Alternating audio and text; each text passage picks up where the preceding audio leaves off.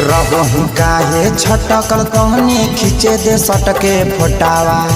रहू काहे छटकल कहनी खींचे दे सटके फोटावा। छौड़ी जतन चुसबहु उठावा तोहरा देते जइबहु नोटावा। छौड़ी जतन चुसबहु उठावा तोहरा देते जइबहु नोटावा। आगे जेतन हो तो बोल दी है जोड़ी के आपन रेटावा। आगे जेतन हो तो बोल दी है जोड़ी के आपन रेटावा। छौड़ी जतन चुसबहु उठावा तोहरा देते जइबहु नोटावा। छौड़ी जतन चुसबहु उठावा तोहरा देते जइबहु नोटावा।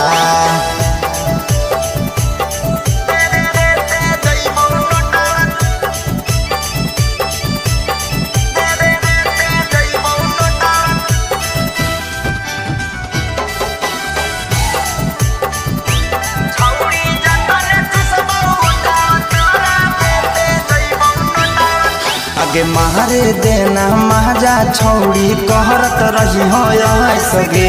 जेता न हो तो गिनो के सभे दे देबो कह सगे।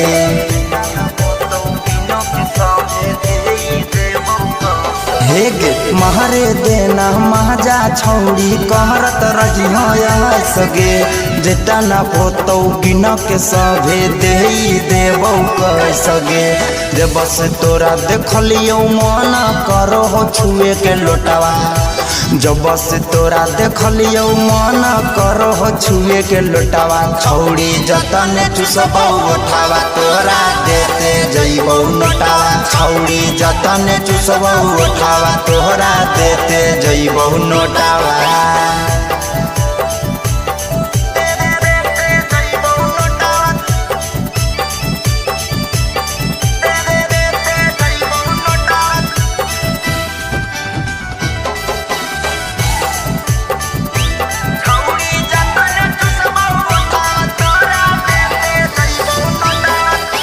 एको पैसा करब नहीं छौड़ी तोर बेईमानी। चले ने होने पिलैबो छौड़ी टोटी वाला पानी।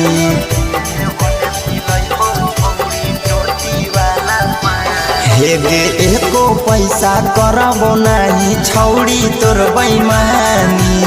चले ने होने पिलैबो तोरा टोटी वाला पानी। रंजित राजा के कहल माने चले ने ऊपर कोठावा। चंदन रंजन के कहल माने चले ने ऊपर कोठावा। छौड़ी जतन चुसबहु उठावा तोरा देते जइबहु नोटावा। छौड़ी जतन चुसबहु उठावा तोहरा देते जइबहु नोटावा। हेगे चोली भर देबो।